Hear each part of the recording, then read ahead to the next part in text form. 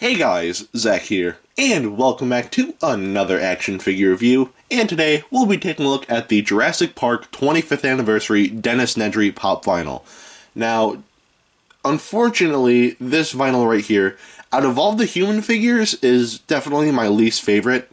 It's still a nice figure, don't get me wrong, I actually really like this, but there are still a lot of things that I don't really like about it. First, we'll take a look at the paint, and the paint I think is probably the worst part about this figure. Now, first of all, I just want to point, this is just a minor nitpick, but his hair is the wrong color. Here, it's brown, but in the movie, he had black hair. And this won't be a problem, but really quick, if I were to just, bring in the packaging here, then you would see that his hair is black here. For some reason, they just made it brown here. I don't know why they did that, but, I guess that's just something they decided to do. I guess it's just a design choice, but yeah, not really accurate. And I'm not really digging that either, but yeah, there are other things about the paint that I don't like, but we'll get to those. Taking a closer look at the glasses, they look pretty accurate to the movie, with the black on top and the gray on the bottom here. His jacket is painted nicely, and the paint for his name tag right here on his chest is actually, despite it being very small, it still looks very nice, but yeah, anyway, his shirt is painted gray, and the Barbasol can is painted, well, it's not the best, but considering how small it is, I'd say that it's quite forgivable, so yeah, I actually really do like how Nedry does come with a Barbasol can.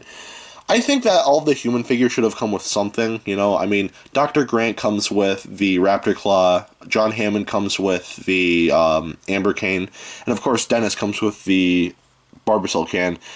The only thing is, Ian Malcolm doesn't come with anything. I feel like it would have been nice if he came with a flare or something, but that's just me. But yeah, anyway, that's the Barbasol can. It looks nice. His pants are painted blue, and he has black shoes. Now, the thing I do not like about the paint on this figure, everything looks fine on front, except for whatever's going on here. But besides that, everything looks good. Besides the hair and this, everything looks good. It's just when you flip it over, and I don't know if my camera's picking that up or not, but there are a lot of paint blemishes, mainly on the arm right here, and I do not know what happened, but it's actually a real shame. I'm not going to be displaying my figure like this, but it's still something I think is worth pointing out, so yeah, I'm definitely not a big fan of, how the back here looks, but other than the hair and all the paint blemishes, I'd still say that the paint on this figure is still pretty good, so the paint, I'd say it gets a pass and a half. Now take a look at the articulation, and again, pop vinyl, not much, so yeah. As I said before, and I'll probably say it again, these are more like little statues, so it's fine. So the fact that we have head articulation is fine, because these are more like statues than figures, so yeah, I'd say it gets a pass and a half, but yeah. Anyway, now we'll take a look at the sculpt, and the sculpt on this figure, just like with the rest of the pop vinyls, actually looks good. It doesn't look good as on the box, because the sculpt here looks good, but again, I'm bringing in the box here. I feel like on the box, the box brings Wayne Knight.